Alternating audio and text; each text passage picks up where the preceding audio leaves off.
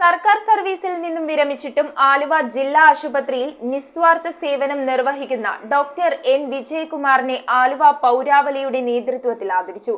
Aluva MLA Anwar Sadath സമ്മേളനത്തിന്റെ ഉദ്ഘാടനം നിർവഹിച്ചു.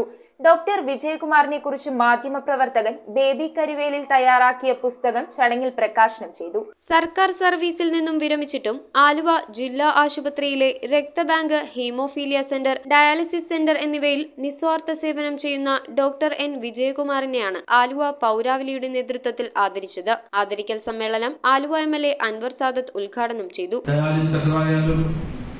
ഹീമോഫീലിയ രോഗികളായാലും ബ്ലഡ് ബാങ്ക് ആയാലും ഇതൊക്കെ തന്റെ സ്വന്തം സ്ഥാപനം പോലെ അതിലെ എല്ലാ കാര്യങ്ങളും ശ്രദ്ധിച്ചുകൊണ്ട് വളരെ സൂക്ഷ്മതയോടുകൂടി നോക്കിക്കൊണ്ട് ഒരു കുട്ടിയെ എങ്ങനെ നോക്കുന്ന ഒരു പിതാവ്, അതുപോലെയാണ് അദ്ദേഹം ഈ ആലുവ ഗവൺമെന്റ് ഹോസ്പിറ്റലിന്റെ അകത്ത് ചെയ്യുന്ന പ്രവൃത്തിയെ കുറിച്ച് നമുക്ക് പറയാൻ സാധിക്കുന്നത്.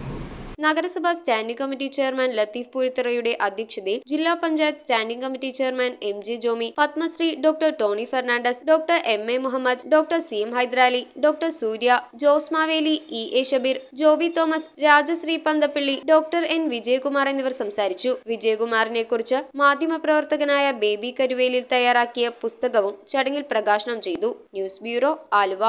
നക്ഷത്ര ഗോൾഡ് ആൻഡ് ഡയമണ്ട്സിന്റെ എറണാകുളത്തെ ഏറ്റവും വലിയ ലൈറ്റ് വെയ്റ്റ് ഷോറൂം ഇനി ആലുവയ്ക്ക് സ്വന്തം. ഇനി മുതൽ ലൈറ്റ് റേറ്റിലും ലൈറ്റ് വെയ്റ്റിലും ഡെയിലി ട്രെൻഡായി അണിഞ്ഞൊരുങ്ങാൻ ആലുവ നക്ഷത്ര ഗോൾഡ് ആൻഡ് ഡയമണ്ട്സ്.